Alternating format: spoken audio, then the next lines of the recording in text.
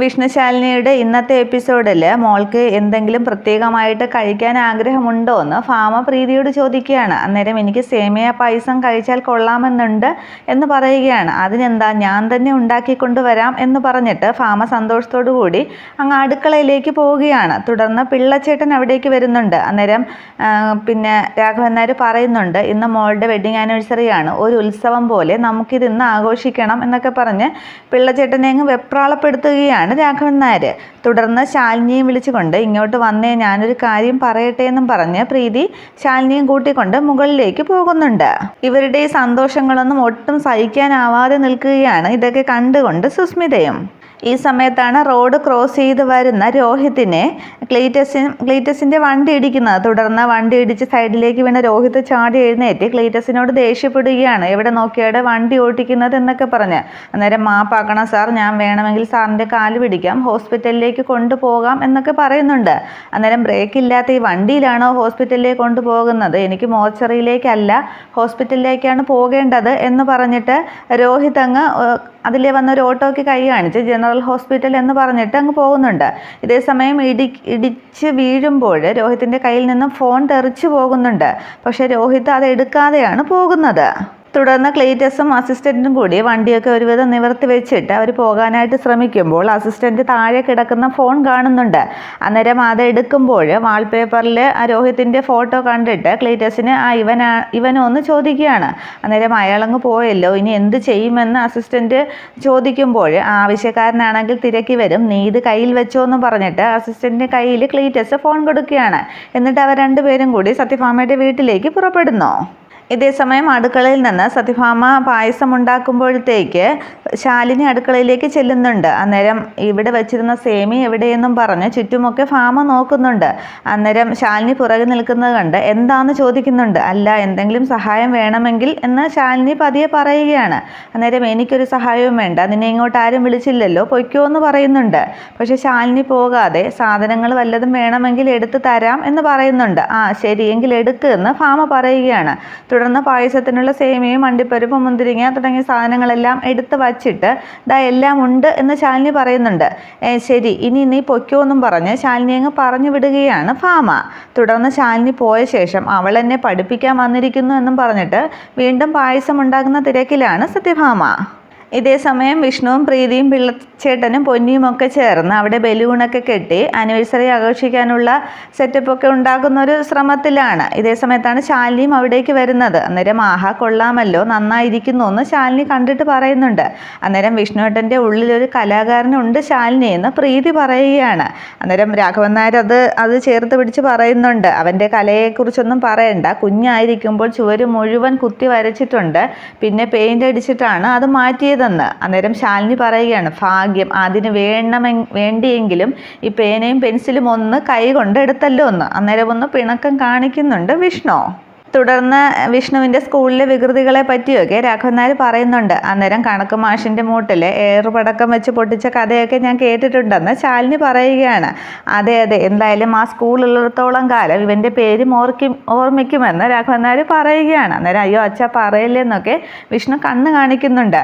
തുടർന്ന് സ്പോർട്സിലൊക്കെ നല്ല പ്രാവീണ്യം ഉണ്ടായിരുന്നല്ലേ എന്ന് ശാലിനി തിരക്കുകയാണ്. അന്നേരം എന്ത് സ്പോർട്സ്, നല്ല നാടൻ തല്ല് കായിക വിഭാഗത്തിൽ ഉൾപ്പെടുത്തിയിരുന്നെങ്കിൽ ഇവന് ഫസ്റ്റ് പ്രൈസ് കിട്ടിയേണേ എന്ന് പറഞ്ഞ് രാഘവൻ നായർ കളിയാക്കുകയാണ്.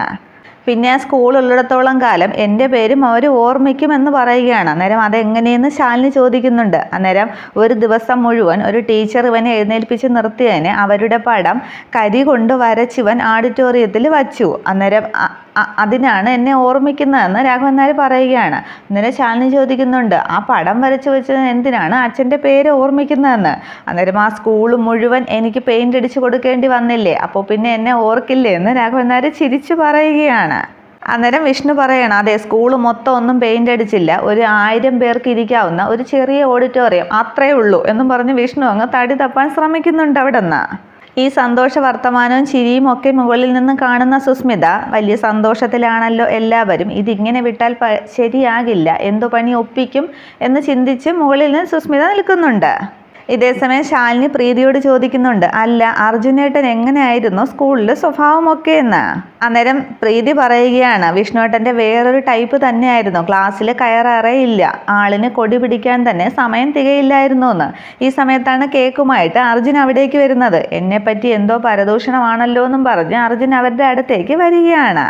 തുടർന്ന് അളിയാന്നും പറഞ്ഞ് അർജുന് കൈ കൊടുത്തിട്ട് വിഷ്ണു പറയുകയാണ്, താൻ വന്നത് എന്തായാലും നന്നായി, അല്ലെങ്കിൽ ഈ പഠിപ്പുകൾ രണ്ടും കൂടി ചേർന്ന് എന്നെ അങ്ങ് നിർത്തി പൊരിക്കുമായിരുന്നു എന്ന്. തുടർന്ന് വിഷ്ണു പറയുകയാണ്, നമ്മളിങ്ങനെ സ്കൂളിലെ കാര്യങ്ങളൊക്കെ സംസാരിച്ചുകൊണ്ടിരിക്കുകയായിരുന്നു, സ്കൂളിൽ കയറാത്തതിനെ കുറിച്ചാണ് ഇവർ പറയുന്നതെന്ന്. അന്നേരം അർജുൻ പറയുകയാണ്, ഓ നമ്മളിങ്ങനെ പെൺപിള്ളേരെ പോലെ എപ്പോഴും ക്ലാസ്സിലൊന്നും കയറാറില്ലെന്ന്. അന്നേരം ശാലിനി പറയുകയാണ്, ക്ലാസ്സിൽ കയറാറില്ലായിരുന്നു എങ്കിലും ഒരാളെ കാണാൻ വേണ്ടി മാത്രം ക്ലാസ്സിൽ കയറാറുള്ള കഥയൊക്കെ എനിക്കറിയാമെന്ന്. അന്നേരം ഒന്ന് പോ ശാലിനി എന്നും പറഞ്ഞ് ശാലിനി അങ്ങ് തട്ടുകയാണ് പ്രീതി. തുടർന്ന് അർജുൻ പറയുകയാണെങ്കിൽ നമുക്ക് കേക്ക് കട്ട് ചെയ്യാനുള്ള ഏർപ്പാട് ചെയ്യാം, നിന്നെയും വിളിച്ചുകൊണ്ട് എത്രയും പെട്ടെന്ന് ചെല്ലണമെന്നാണ് അമ്മ പറഞ്ഞത്, അവിടെയും ഒരു സെലിബ്രേഷൻ ഉണ്ടെന്ന്. എങ്കിൽ ഞാൻ അമ്മയെ വിളിച്ചുകൊണ്ട് വരാമെന്ന് പറഞ്ഞ് പ്രീതി അടുക്കളയിലേക്ക് പോകുന്നുണ്ട്. തുടർന്ന് എല്ലാവരും വിഷസൊക്കെ പറയുകയാണ് അർജുന്. തുടർന്ന് ഇതൊക്കെ മുകളിൽ നിന്നും കണ്ടുകൊണ്ട് നിൽക്കുന്ന സുസ്മിത ഒരിക്കൽ സത്യഭാമയ്ക്ക് ശാലിനി വാക്ക് പറഞ്ഞത് ഓർമ്മിക്കുകയാണ്. 30 ദിവസത്തിനുള്ളിൽ സത്യാമ്മയുടെ പഴയ പ്രീതിയെ ഞാൻ മടക്കി തരും എന്ന് ശാലിനി പറഞ്ഞത്. എന്നിട്ട് സുസ്മിത പറയുകയാണ്, അതെന്തായാലും നടക്കാൻ പാടില്ല, അതിനുള്ള പണി ഞാൻ ഒപ്പിക്കും എന്ന് ആലോചിച്ചിട്ട് സുസ്മിത എന്തോ പദ്ധതി പ്ലാൻ ചെയ്യുന്നുണ്ട്. അതേസമയം അടുക്കളയിലേക്ക് എത്തുന്ന പ്രീതി, അർജുനേട്ടൻ വന്നിട്ടുണ്ട്, ബാ കേക്ക് കട്ട് ചെയ്യാമെന്നും പറഞ്ഞ് സത്യഭാമയെ ബലമായിട്ട് പിടിച്ചുകൊണ്ട് പോവുകയാണ് അവിടെ നിന്ന്. അന്നേരം ഗ്യാസൊന്നും സത്യഭാമ ഓഫ് ചെയ്യുന്നില്ല. ഈ സമയത്ത് അടുക്കളയിലേക്ക് ഒരു ബോട്ടിലിൽ എന്തോ വിഷമാണെന്ന് തോന്നുന്നു, എന്തോ ആയിട്ട് സുസ്മിത വരുന്നുണ്ട്. എന്നിട്ട് ആ ബോട്ടിലങ്ങ് തുറക്കാനായിട്ട് ശ്രമിക്കുമ്പോൾ സത്യഭാമ സുസ്മിതയെ നീ അവിടെ എന്തെടുക്കുകയെന്നും പറഞ്ഞ് വീണ്ടും അടുക്കളയിലേക്ക് വരികയാണ്. അന്നേരം സുസ്മിത ചെറുതായിട്ടൊന്ന് പേടിച്ചിട്ട് ആ ബോട്ടിൽ പിറകിലേക്ക് ഒളിപ്പിക്കുന്നുണ്ട്. അന്നേരം ഞാൻ പായസം ആയോ എന്ന് നോക്കാൻ വന്നതാണ് ആൻറ്റി എന്ന് പറഞ്ഞൊപ്പിക്കുകയാണ്. അന്നേരം ഇതായി വരുന്നതേ ഉള്ളൂ എന്ന് പറഞ്ഞിട്ട് ഒന്നുകൂടെയൊക്കെ ആലോചിച്ച് ഇളക്കി ഗ്യാസൊക്കെ ഓഫ് ചെയ്ത ശേഷം ഞാൻ എൻ്റെ ഫോൺ എടുക്കാൻ മറന്നുപോയി എന്നും പറഞ്ഞ് അവിടെ ഇരുന്ന ഫോണും എടുക്കുകയാണ് ഭാമ. എന്നിട്ട് കേക്ക് കട്ട് ചെയ്യാൻ സമയമായി, നീയും കൂടി വാ എന്ന് പറഞ്ഞ് പോകുന്നുണ്ട്. അന്നേരം ആ വരിയാണ് ആൻറ്റി എന്നും പറഞ്ഞ് സുസ്മിത അവിടെ നിൽക്കുകയാണ്. തുടർന്ന് അടുക്കളയിലെ വാതിൽക്കൽ എത്തിയ ശേഷവും സത്യഭാമ ഒരു സംശയത്തോടു കൂടി സുസ്മിതയെ നോക്കുന്നുണ്ട്. അന്നേരം സുസ്മിത അങ്ങനെ അവിടെ പതുങ്ങി നിൽക്കുന്നത് കണ്ട് വാ എന്ന് വിളിക്കുകയാണ്. തുടർന്ന് ഭാമയുടെ പുറകെ അങ്ങ് സുസ്മിത പോകുന്നുണ്ട്. സുസ്മിത പായസത്തിൽ അതുവരെ ഒന്നും കലർത്തിയില്ല. ഈ സമയത്ത് അവിടെ കേക്കൊക്കെ എടുത്ത് വെച്ച് നമുക്ക് കേക്ക് കട്ട് ചെയ്യാമെന്ന് വിഷ്ണു പറയുകയാണ്. തുടർന്ന് ക്ലീറ്റസിനെ കാണുന്നില്ലല്ലോ എന്നും പറഞ്ഞ് വിഷ്ണു നോക്കിക്കൊണ്ട് നിൽക്കുന്നുണ്ട്. ഈ സമയത്ത് പുറത്ത് ക്ലീറ്റസ് വണ്ടിയിലെത്തുന്നുണ്ട്. അന്ന് രമണൻ പിള്ളയുടെ വിശേഷങ്ങളൊക്കെ പറഞ്ഞ ശേഷം അകത്തേക്ക് ക്ലീറ്റസ് കയറുകയാണ്. ഈ സമയത്ത് എല്ലാവരും റെഡിയായി നിൽക്കുമ്പോൾ ഇനിയിപ്പോൾ അയാളെ കാത്തിട്ട് കാര്യമില്ല, നമുക്ക് കേക്ക് കട്ട് ചെയ്യാമെന്നും പറഞ്ഞ് അർജുൻ പറയുമ്പോൾ പ്രീതിയും അർജുനും കൂടി അങ്ങോട്ട് കേക്ക് കട്ട് ചെയ്യാൻ തുടങ്ങുമ്പോൾ സ്റ്റോപ്പ് എന്നും പറഞ്ഞ് ക്ലീറ്റസ് വരുന്നുണ്ട്. ഞാൻ എല്ലാവരെയും ഷൂട്ട് ചെയ്യാൻ പോവുകയാണ് എന്നും പറഞ്ഞ് വാതിൽക്കൽ ക്ലീറ്റസ് നിൽക്കുകയാണ്. അന്നേരം അത് കേട്ട് അർജുൻ ഒന്ന് നോക്കുമ്പോൾ പ്രീതി പറയുകയാണ്, അർജുനേട്ടൻ പേടിക്കണ്ട, ക്യാമറയിൽ ഷൂട്ട് ചെയ്യുന്ന കാര്യമാണ് അയാൾ പറഞ്ഞതെന്ന്. അന്നേരം നിനക്ക് ഇയാളെ അല്ലാതെ വേറെ ആരെയും കിട്ടിയില്ലേ എന്ന് ഭാമ വിഷ്ണുവിനോട് ചോദിക്കുകയാണ്. ഇത്ര ടൈമിനുള്ളിൽ ഇയാളെ ഒപ്പിക്കാൻ പറ്റിയുള്ളൂ എന്ന് വിഷ്ണു പറയുകയാണ്. തുടർന്ന് ക്ലീറ്റസിനോട് പെട്ടെന്നാകട്ടെ എന്ന് വിഷ്ണു കണ്ണുകൊണ്ട് ആംഗ്യം കാണിക്കുന്നുണ്ട്. തുടർന്ന് ക്ലീറ്റസിൻ്റെ സംസാരവും ഡയലോഗും വന്നാൽ സത്യഭാമയ്ക്ക് അങ്ങോട്ട് ഇഷ്ടപ്പെടുന്നില്ല. ഈനാമ്പേച്ചിക്ക് മരപ്പെട്ടി കൂട്ടുന്നൊക്കെ അസിസ്റ്റൻറ്റിനെ നോക്കി ഭാമ പറയുന്നുണ്ട്. തുടർന്ന് എല്ലാവരുടെയും സ്വാഭാവികമായിട്ടുള്ള ചലനങ്ങളാണ് വേണ്ടത്, ആരും അഭിനയിക്കാൻ പാടില്ല എന്നൊക്കെ പറഞ്ഞ് 1-2 പോസ് ക്ലീറ്റസ് അഭിനയിച്ച് കാണിക്കുന്നുണ്ട്. തുടർന്ന് എല്ലാവരും മേക്കപ്പൊക്കെ ഇട്ടല്ലോ എന്ന് തിരക്കുകയാണ്. അന്നേരം എൻ്റെ പൊന്നെ ക്ലീറ്റസ്, ഇത്ര മേക്കപ്പ് ഒക്കെ മതി, ഒന്ന് തുടങ്ങിയാട്ടെ എന്ന് രാഘവൻ നായർ പറയുകയാണ്. തുടർന്ന് എല്ലാവരെയും ഒന്ന് നോക്കിയിട്ട് സുസ്മിതയെ നോക്കിയിട്ട് കുട്ടി പോയി മുഖം കഴുകിയിട്ട് വരുമെന്ന് ക്ലീറ്റസ് പറയുകയാണ്. അന്നേരം ഈ മുഖത്തിന് എന്താ കുഴപ്പം എന്ന് സുസ്മിത ചോദിക്കുന്നുണ്ട്. അന്നേരം 1/2 ഇഞ്ച് കനത്തിന് പുട്ടി അടിച്ച് വെച്ചിരിക്കുകയാണ്, അതൊന്ന് കളഞ്ഞിട്ട് വാ എന്ന് ക്ലീറ്റസ് പറയുകയാണ്. അന്നേരം അടക്കി ചിരിക്കുകയാണ് വിഷ്ണുവും ശാലിനിയും പ്രീതിയും അർജുനുമൊക്കെ. പിന്നെ ഒരു കാര്യം പറഞ്ഞാൽ നല്ല എണ്ണമുള്ള കുട്ടിയാണിത്, ഇതിനെ വെച്ച് ഒരു പ്രീ മാരേജ് ഷൂട്ട് ചെയ്തതിന് ശേഷം ക്യാമറ പിന്നെ എനിക്ക് കൈ കൊണ്ട് തൊടേണ്ടിയേ വന്നിട്ടില്ല, അത്രയ്ക്ക് എണ്ണമാണ് ഈ കുട്ടിക്ക് എന്ന് പറഞ്ഞ് സുസ്മിതയെ കളിയാക്കുകയാണ് ക്ലീറ്റസ്. ഞാൻ അന്നേ പറഞ്ഞതാണ് വിഷ്ണു ആശാനും ഈ കുട്ടിയും തമ്മിൽ ഒരിക്കലും മാച്ച് ആവില്ലെന്ന്, ഫോട്ടോയിൽ പോലും മാച്ച് ആവില്ല, പിന്നെയല്ലേ ജീവിതത്തിൽ എന്നൊക്കെ ക്ലീറ്റസ് അങ്ങ് പറഞ്ഞു തകർക്കുമ്പോൾ ആൻറ്റി എന്നും പറഞ്ഞ് നിന്ന് ചിണുകയാണ് സുസ്മിത. അന്നേരം ഇനി നീ എന്തെങ്കിലും മിണ്ടിയാൽ നിന്നെ ഞാൻ ഷൂട്ട് ചെയ്ത് കളയുമെന്ന് ഫാമ ക്ലീറ്റസിനോട് ദേഷ്യപ്പെടുകയാണ്. അന്നേരം വിഷ്ണു പറയുന്നുണ്ട്, എൻ്റെ പൊന്നു ക്ലീറ്റസെ നമുക്ക് തുടങ്ങാമെന്ന്. ഇതേ സമയം ക്ലീറ്റസിൻ്റെ അസിസ്റ്റൻ്റ് ക്യാമറയിലൂടെയൊക്കെ നോക്കിയിട്ട് ആ വീഡിയോ ക്യാമറ ഒന്ന് കുലുക്കിയൊക്കെ നോക്കുന്നുണ്ട്.